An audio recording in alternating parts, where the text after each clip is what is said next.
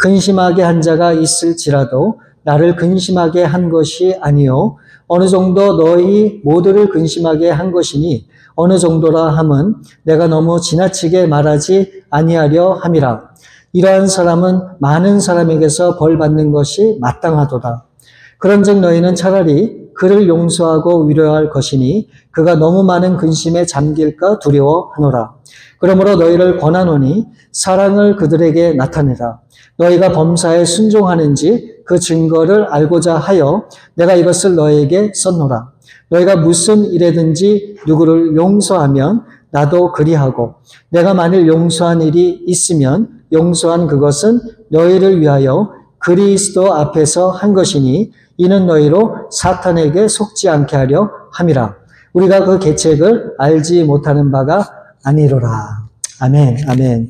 속지 않는 신앙이라고 하는 제목으로 오늘 말씀을 나누게 될 텐데 사실 오늘 나누고자 하는 그 내용이 사실 좀 굉장히 광대합니다. 좀 많아요.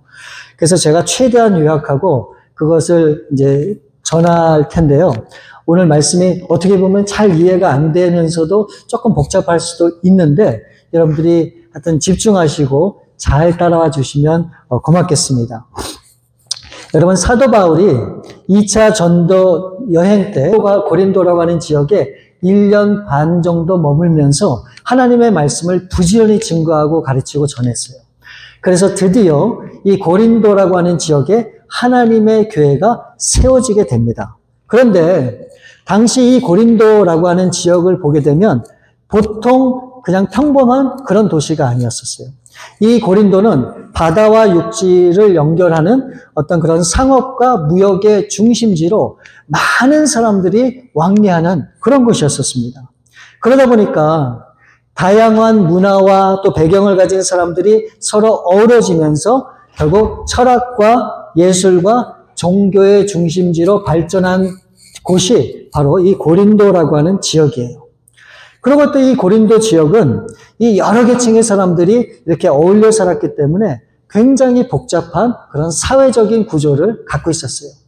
어떤 사람들은 로마식 이름을 가진 사람들이 있었고, 또 어떤 사람들은 그리스식 이름을 가진 사람들이 있었고, 가난한 자도 있었고, 부자도 있었고, 자유인도 있었고, 또 노예들도 있었고, 또 이방인들과 유대인들도 함께 모여서 사는 그런 지역이었기 때문에 이 사회적인 갈등이 이 고린도 지역에 항상 있었다고 하는 것을 기억을 해야 돼요. 자, 그러니 한번 생각을 해보세요. 그런 도시에 이 사도 바울이 이 고린도라고 하는 교회를 세우게 됐잖아요. 그러니까 그 고린도라고 하는 교회의 모습은 어땠을까요? 한번 상상이 되세요? 그런 여러 가지 복잡한 환경 속에서 교회가 세워졌는데 그 교회의 모습이 어땠을까? 아마도 여러분들이 상상하는 그 모습대로입니다. 그래서 이 고린도 교회는 쉽지 않은 교회, 문제가 많은 교회, 교회 같지 않은 교회가 바로 어떻게 보면 고린도 교회였다라고 우리가 그렇게 생각할 수가 있는 거예요. 실제로 이 사도 바울이 이제 모든 고린도에서의 사역을 마치고 이제 떠나게 되면서 이제 이 고린도 교회는 여러 가지 문제들로 굉장히 큰 혼란을 겪게 됩니다. 어떤 문제가 있었는가? 굉장히 많은 문제가 이 고린도 교회 가운데 있었어요. 성적인 문제가 있었고요. 그 다음에 철학과 이 세상적인 지혜와 이 복음과 이렇게 섞으려고 하는, 혼합하려고 하는 그런 문제들도 있었어요.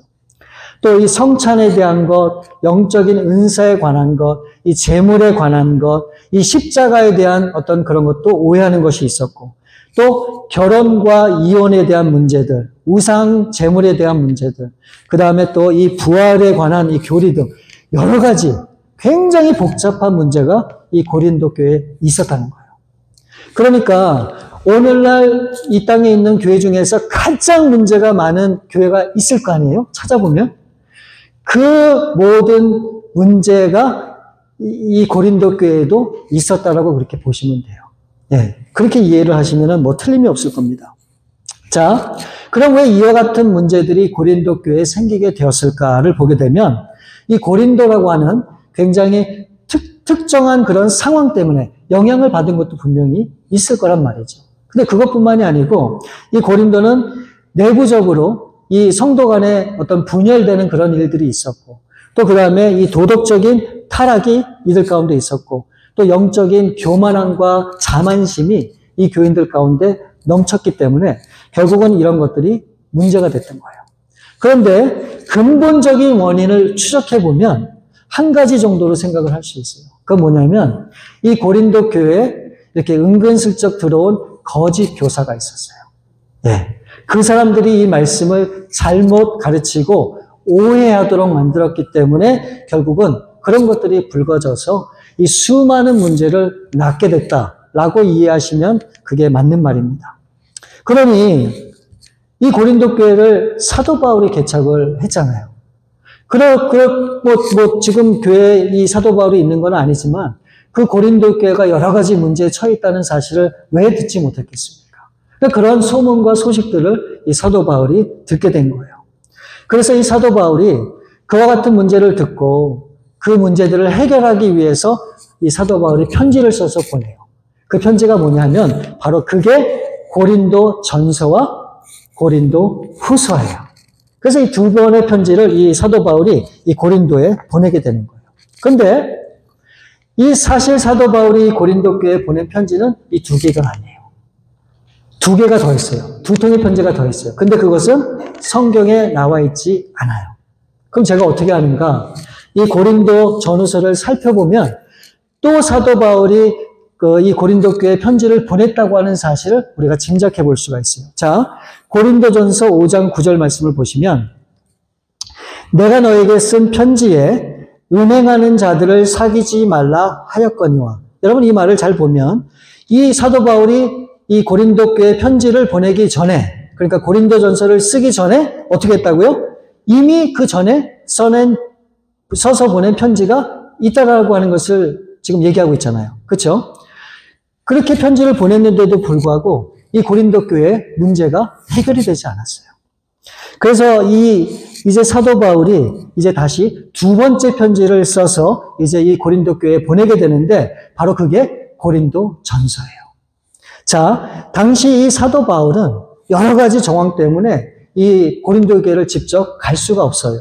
그래서 이 바울이 가장 아끼고 사랑하는 그의 영적인 아들과 같은 디모데 편으로 이 편지를 보내게 됩니다.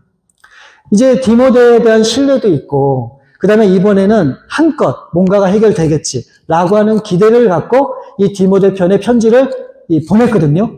그러면 이제 어떻게 되었을까요? 오히려 이 고린도 교회의 상황이 더 악화가 됩니다. 문제가 해결이 안 된 거예요. 그러니까 이 사도 바울의 마음이 얼마나 무거웠겠습니까? 그래서 이 사도 바울이 도저히 안 되겠다 싶어갖고 이제는 어떻게 합니까? 사도 바울이 직접 고린도로 찾아가요.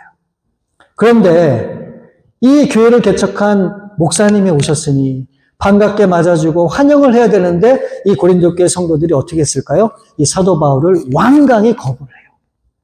받아들이질 않는 거예요. 그리고 이 사도 바울의 권위에 대해서 인정을 하지 않는 거예요. 그러니까 결국 이 사도 바울이 문제 해결을 위해서 고린도에 갔는데 문제 해결은커녕 오히려 아무것도 얻지 못하고 고린도에서 돌아오게 됩니다. 그리고 이 당시 사도 바울이 고린도에 갔을 때 완강하게 이 사도 바울에 대해서 거부했던 그런 배우자가 있을 거 아닙니까? 그래서 이제 사도 바울이 다시 편지를 쓰는 거예요. 이제 자신을 대적하고 그 권위에 도전하는 일에 앞장섰던 그 사람에 대해서 이제 교회가 잠잠히 있지 말고 이제 그 사람에 대해서 강하게 징계를 해야 된다라고 하는 편지를 다시 한번 쓰게 돼요. 그게 바로 고린도에 보낸 세 번째 편지예요. 세 번째 편지. 그런데 그것을 그냥 보낸 게 아니라 이번에는 이 사도 바울의 사랑과 신임을 받는 충성된 일꾼인 디도라고 하는 그의 제자에게 이 편지를 부탁해서 이제 그 고린도에 보내게 돼요.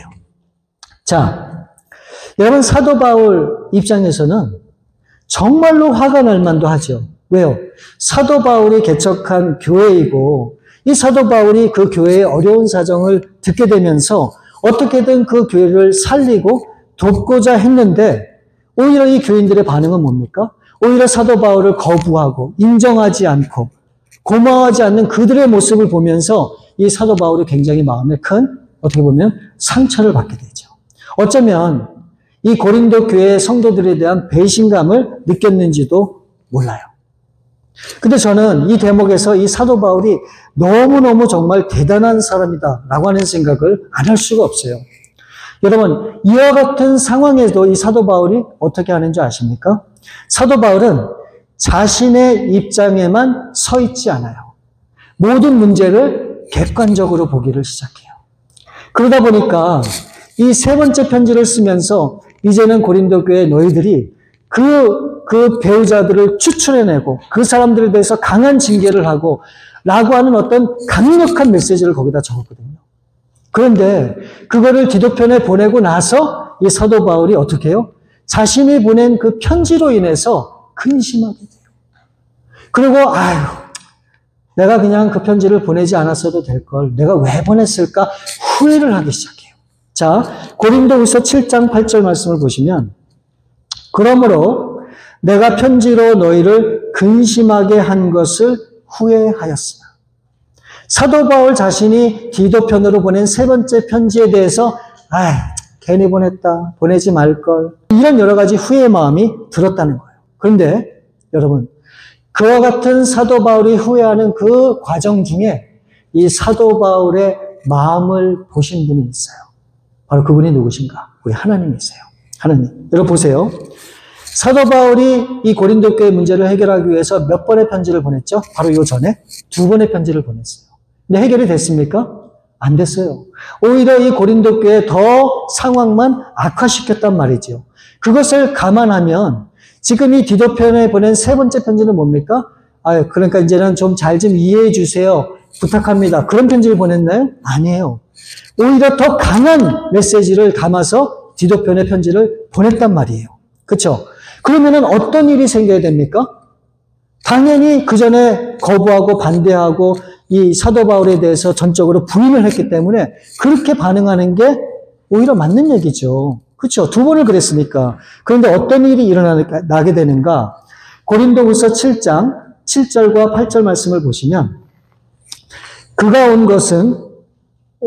것뿐 아니요 오직 그가 너희에게서 받은 그 위로로 위로하고 너희의 사모함과 애통함과 나를 위하여 열심 있는 것을 우리에게 보고함으로 나를 더욱 기쁘게 하였느니라. 그러므로 내가 편지로 너희를 근심하게 한 것을 후회하였으나 지금은 후회하지 아니함은 그 편지가 너희로 잠시만 근심하게 할 줄을 알미라. 여러분 도저히 해결될 것 같지 않았던 이 고린도 교회 문제가 서서히 해결되어 가고 있다고 하는 소식을 듣게 되는 거예요. 그래서 처음 고린도 교회가 세워졌을 때 그 위로와 사모함과 애통함과 열심이 회복되어진다고 하는 소식을 이 바울이 듣게 된 거예요. 여러분 한번 생각해 보세요. 이 모든 것을 누가 하셨는가? 하나님이 하신 거예요. 끝까지 사도 바울이 너네들 그거 잘못된 거야. 그렇게 하면 안 돼. 그런 식으로 하면 안 돼. 라고 강경 자세로 계속 밀어붙였다라고 하면 여러분 어떻게 될 것 같았어요? 문제가 해결됐을까요? 아니에요. 더 큰 문제가 문제를 낳고 오히려 고린도 교회가 더 큰 공경에 빠질 수밖에 없었던 거예요. 근데 마침 이 사도 바울이 세 번째 편지를 보내면서 그런 강력한 메시지를 써놓고 보냈는데 어떻게 했다고요? 이게 찔끔한 거예요. 보내지 말걸. 내가 왜 그걸 보냈을까? 왜 그렇게 적었을까? 한참 후회했다 그랬잖아요. 그 후회하는 마음을 누가 보셨다고요? 하나님이 보신 거예요. 그래서 그 편지를 받아본 고린도 교회 성도들이 어떻게 했다고요? 회복이 됐다는 거예요. 회복이. 저는 이게 너무너무 중요하다고 생각이 돼요. 여러분 우리는 내 주장을 할 때가 많잖아요. 이게 맞는 거야. 당신 틀린 거야. 우리는 다 그렇잖아요. 우린 그런 사람들이잖아요. 그러면 여러분 정말 내가 주장하는 대로 그런 일이 됩니까? 여러분 남편이 아내가 남편을 끊임없이 그냥 지적을 하면 고쳐지나요?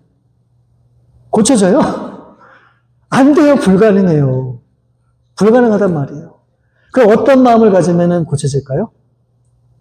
다 경험해 보셨죠? 어떻게 하면 고쳐집니까?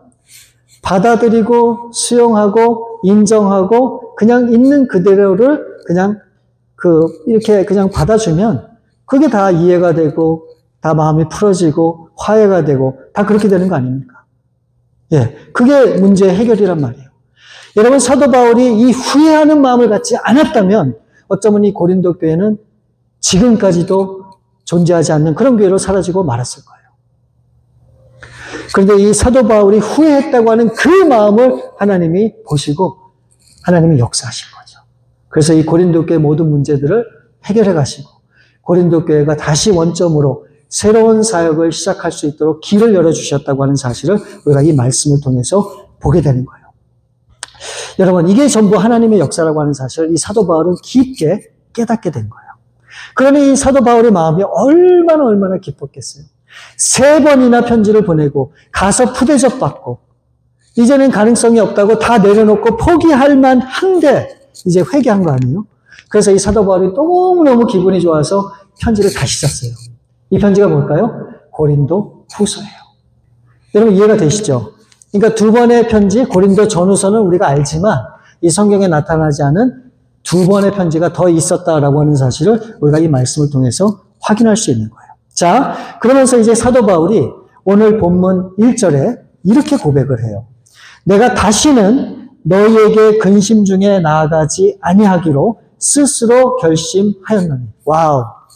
사도 바울이 대단한 결심을 하죠. 뭐라고요? 이제는 더 이상 고린도 교회 때문에 걱정을 하지 않겠다는 거예요. 이 말은 이제 앞으로 고린도 교회에 어떤 일이 있다 할지라도 또는 어떤 소식이 들려올지라도 이제는 더 이상 근심하지 않겠다고 선언을 한 거예요. 자, 그러면서 2절에 이렇게 얘기를 해요. 내가 마음에 큰 눌림과 걱정이 있어 많은 눈물로 너에게 썼노니. 이게 바로 3번째 쓴 편지거든요. 이는 너희로 근심하게 하려 한 것이 아니요 오직 내가 너희를 향하여 넘치는 사랑이 있음을 너희로 알게 하려 함이라. 그러니까 이 사도 바울은 두 번째까지 편지를 쓰면서 참 마음이 심란했고 고민됐잖아요. 그러면서도 이 3번째 편지를 쓰면서 이게 글씨가 잘 써지지 않았다는 거예요. 이 마음에 큰 눌림과 걱정이 있었고 이 눈물이 멈추지 않아서 이걸 어떻게 써야 될지를 한참을 고민했다는 거예요. 그러면서 쓴 편지가 이 3번째 편지라는 거예요. 디도편에 변한 편지. 예. 여러분, 그렇게 한 이유가 뭡니까? 그렇게 편지를 쓸 수밖에 없었던 이 사도 바울의 그 이유가 뭡니까? 그 이유는 이 고린도 성도들이 비록 이 사도 바울에 대해서 대적하고 반항하고 권위도 인정 안 하고 완전히 그렇게 무시를 하지만 그래도 이 사도 바울은 이 고린도 교회 성도들을 향한 뭐가 있었다고요? 사랑이 있었어요. 그 사랑하는 마음이 있었기 때문에 이 사도 바울이 그래도 그렇게 편지를 쓸 수밖에 없었다라고 그렇게 얘기를 하는 거예요. 물론 겉으로는 강하게 그런 메시지를 적었죠. 그 편지에.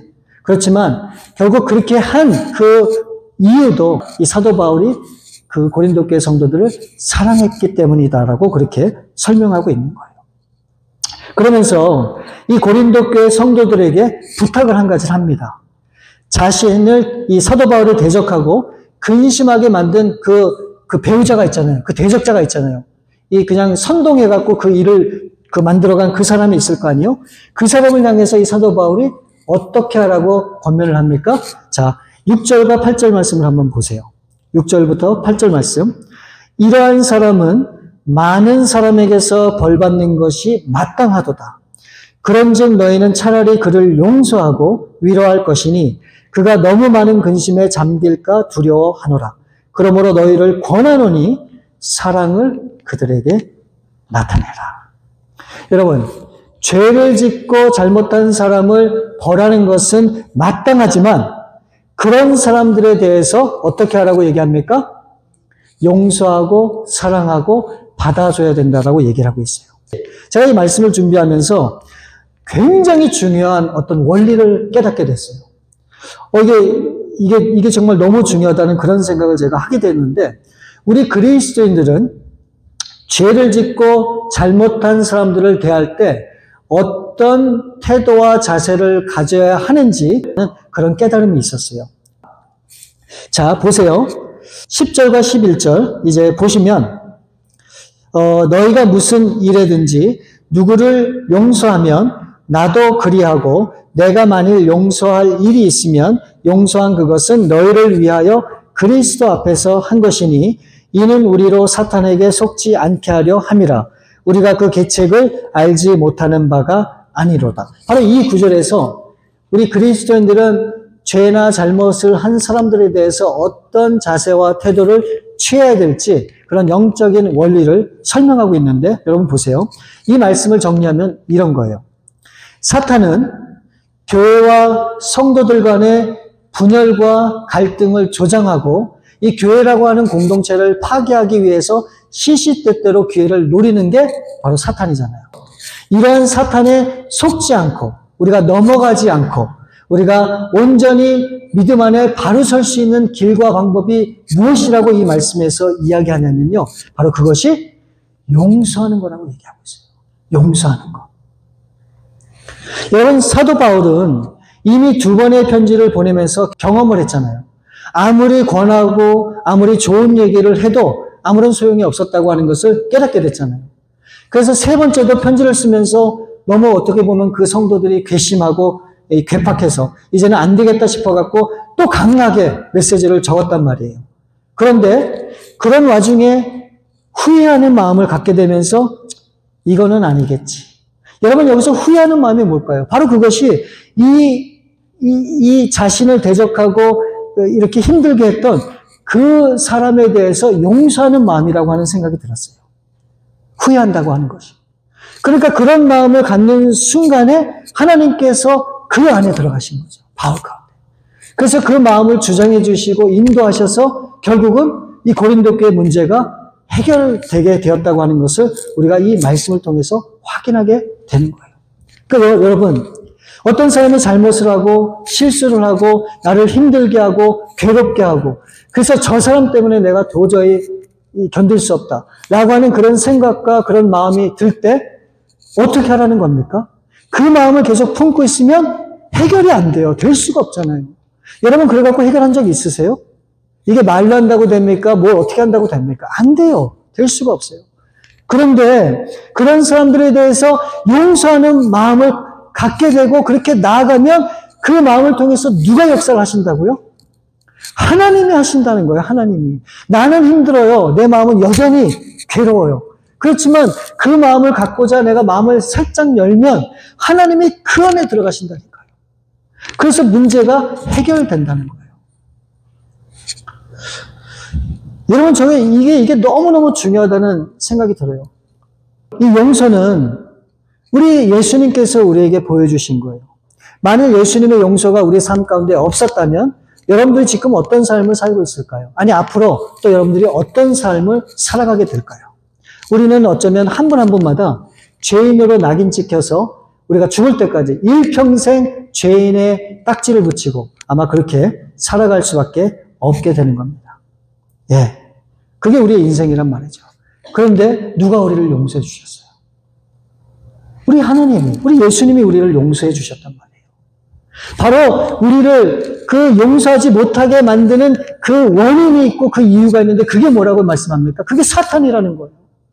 그러니까 이 사탄은 분쟁을 일으키고 갈등을 조장하고 이 서로 하나 되지 못하게 만드는 그 존재가 사탄이라고 하는 것을 분명히 말씀하고 있다는 거예요.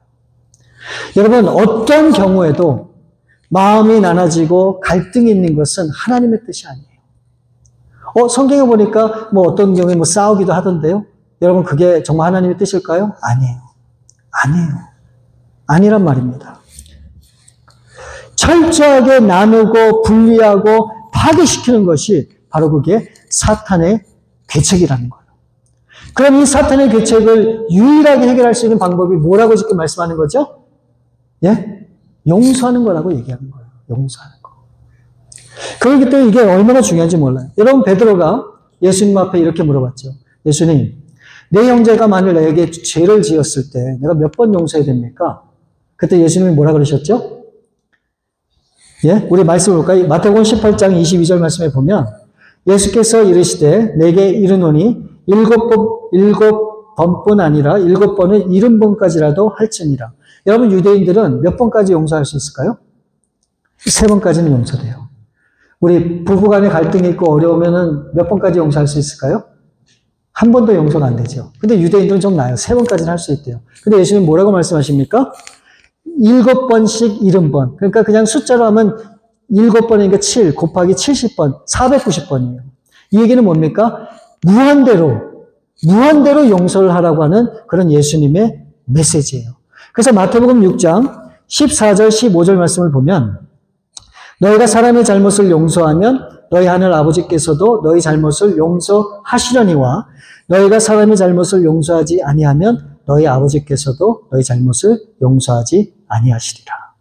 우리가 싫던 좋던 정말 하나님 안에서 살고자 한다면 그리스도께서 우리를 용서하신 것 같이 우리도 어떻게 해야 된다고요?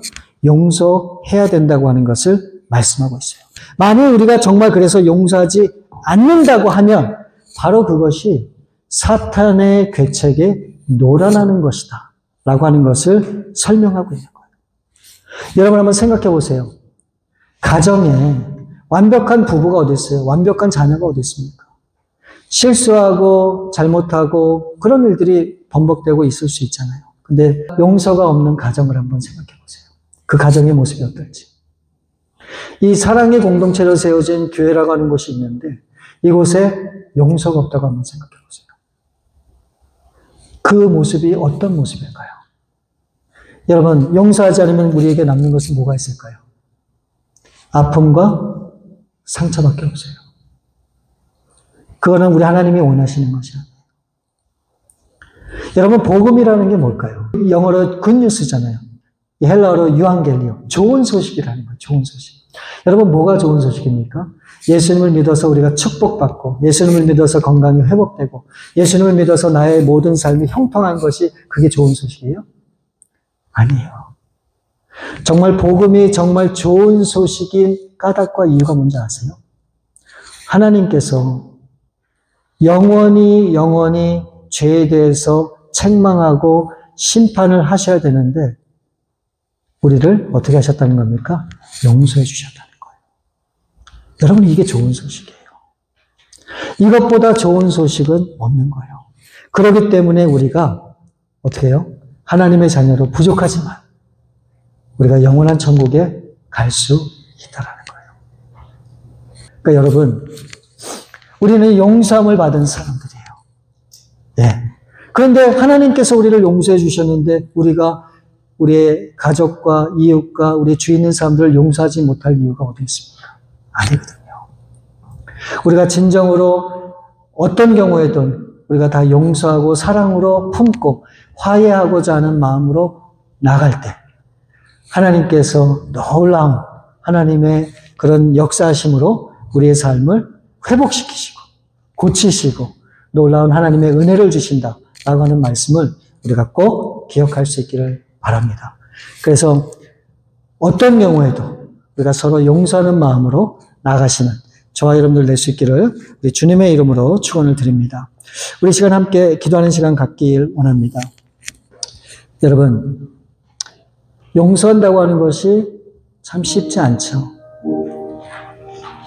어쩌면은 어떤 한 사람의 그 말 한마디가 일평생 나에게 상처가 되고 아픔이 되고 나에게 씻을 수 없는 고통이 되는 그런 경우도 있잖아요. 그래서 우리 주님께서 우리에게 정말 원하시는 것이 무엇인가?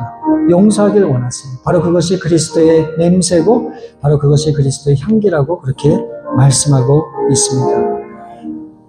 우리는 용서하지 못하는 정당한 이유를 갖고 있어요. 이러이러기 때문에 용서할 수 없어. 이러이러기 때문에 내가 도저히 수용하고 받아들일 수가 없어. 여러분, 그것은 속는 거예요. 누구한테요? 마귀한테. 그게 마귀의 계책이라고 오늘 말씀을 분명히 기록하고 있어요. 그때 여러분, 우리는 어떻게 됩니까? 이제는 더 이상 마귀에게 속지 않고 이제 하나님이 원하시는 하나님의 삶을 살아내야 돼요. 바로 그런 삶은 어떤 삶이요? 용서하는 삶이에요. 수용하는 삶이에요. 이해하는 삶이에요. 받아들이는 삶이에요. 사랑하는 삶이란 말이지. 우리가 그런 모습으로 우리가 우리 형제들을 대하고 우리가 세상 사람들을 대할 때 바로 여러분의 그런 모습을 통해서 하나님의 복음이 전해지고 하나님의 놀라운 역사들이 나타난다라고 하는 사실을 기억하면서 우리 그렇게 기도합니다. 하나님, 이제는 더 이상 속지 않는 그런 신앙과 믿음을 가질 수 있게 도와주세요. 그리고 하나님이 원하시는 대로 그렇게 살아갈 수 있도록 도와주옵소서. 우리 이 시간 함께 기도하시겠습니다. 아버지 하나님 감사합니다. 오늘 말씀을 통해서 이 사도 바울이 이 고린도 교회를 향해서 자신이 경험한 바를 토대로 정말 이 다시 한번 우리에게 주신 이 귀한 메시지를 우리 마음에 담길 원합니다. 아버지 하나님, 용서하는 것이 얼마나 하나님을 기쁘게 하는 것이고 바로 그와 같은 신앙과 삶이 정말 우리 가운데 얼마나 중요한 것인지를 오늘 말씀을 통해서 다시 우리를 듣게 하심을 감사합니다. 우리 사랑하는 성도님들 마음속에 있었던 여러 가지 상처와 아픔이 있다면 그 모든 것들을 주님의 보혈로 깨끗이 씻어주시고 이제 누구에 대해서든 이제 그런 마음과 감정이 아니라 이제는 정말로 사랑하고 그 영혼을 위해서 기도하고 기쁨으로 그 영혼 가운데 다가가는 그런 놀라운 마음을 주셔서 이제 하나님의 심정과 마음으로 아버지 하나님 정말 관계를 새롭게 하고 이제 많은 사람들에게도 이제 하나님의 귀한 그런 사랑을 나누면서 살아갈 수 있는 그런 귀한 은혜가 있도록 도와주옵소서. 우리 참으로 좋으신 아버지 하나님 감사합니다. 오늘 이 사도 바울이 우리 가운데 전해준 이 고린도 이 편지를 통해서 다시 한번 깨달음이 있게 하심을 감사합니다. 아버지 하나님 정말 우리도 이제 사도 바울이 정말 후회하는 마음으로 하나님 앞에 그렇게 나아갔던 것처럼 저희도 아버지 하나님 이제는 용서하는 마음을 가지고 우리 주 앞에 나아갈 수 있게 도와주셔서 우리 마음에 있는 여러 가지 상처와 아픔이 깨끗이 회복되고 사라지고 이제 온전한 새로운 관계가 시작이 되고 이제 새로운 날들이 우리 가운데 펼쳐지는 그런 놀라운 은혜를 경험할 수 있도록 우리 주님 함께 해주셨기 원합니다. 우리 이번 한 주간도 그렇게 주님 안에서 승리하는 삶을 살 수 있기를 우리 주 예수 그리스도의 이름으로 감사드렸고 기도드리옵나이다. 아멘.